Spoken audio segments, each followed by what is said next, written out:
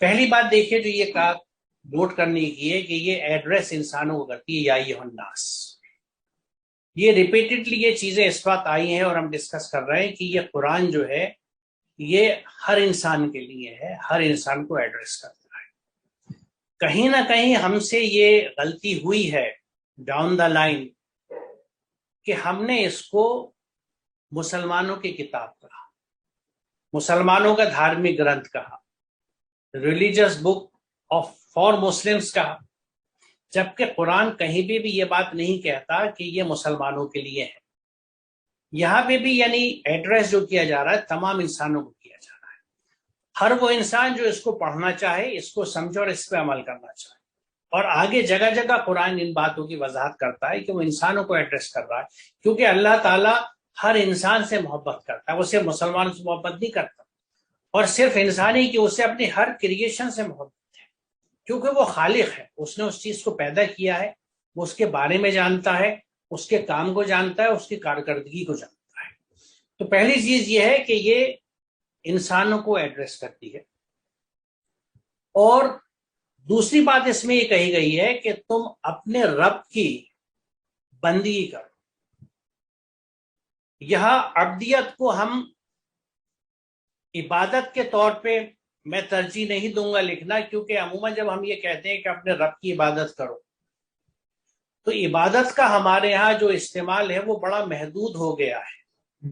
اور عبادت کا نام دماغ میں آتی ہی ہمیں محض نماز روزہ یا نوافل زکوٰۃ یہ چیزیں ہی نظر آتی ہیں، کیونکہ ہمارے یہاں انہی چیزوں کو محض عبادت سمجھا جاتا ہے.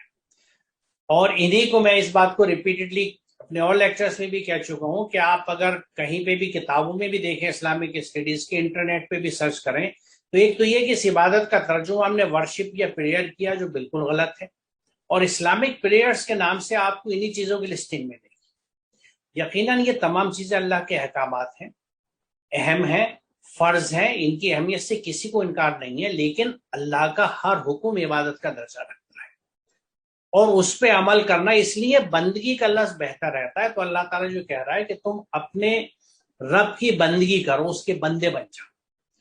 بندگی سے بندہ بننے سے مراد یہ ہے کہ you have to totally submit to divine guidance. جو اللہ تعالیٰ کی ہدایت ہے اس پہ 100% عمل کرو. جب ہم کہیں پہ ایک جاب اسائنمنٹ ٹیک اپ کرتے ہیں، کہیں ملازمت کرتے ہیں، تو ہمارا جو مالک ہے، آقا ہے، جو ہمیں ملازم رکھتا ہے، وہ ہمیں کام بیان کر دیتا ہے. کبھی زبانی بتاتا ہے، کبھی جاب ڈسکرپشن لکھ کے دے دیتا ہے کہ تمہیں یہ کام کرنا ہے. اس میں ہم چوزی یا سلیکٹو نہیں ہو سکتے کہ میں نے اپنی مرضی سے کچھ کام چن لیے اور ان کو کر کے یہ سمجھا کہ یہ مجھے بہت اپریشیٹ کرے گا یا مجھے اچھی تنخواہ نہیں بلکہ کچھ بونس اور انکریمنٹس بھی مل جائیں گے.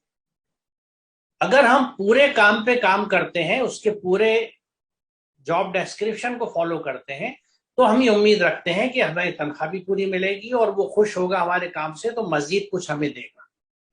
تو اللہ تعالیٰ کے احکامات قرآن کی شکل میں جب ہمارے پاس موجود ہیں اور ہم قرآن کو پورا سمجھ کے پڑھتے ہی نہیں، ہمیں یہی نہیں پتا کہ قرآن میں کیا کیا کرنے کا حکم ہے، کیا کیا چیزوں سے روکا گیا ہے، تو ہم بندگی کے کس درجے پہ ہیں اس کو کہنے کی ضرورت نہیں ہے. ہم خود اپنا سیلف اسیسمنٹ کر سکتے ہیں.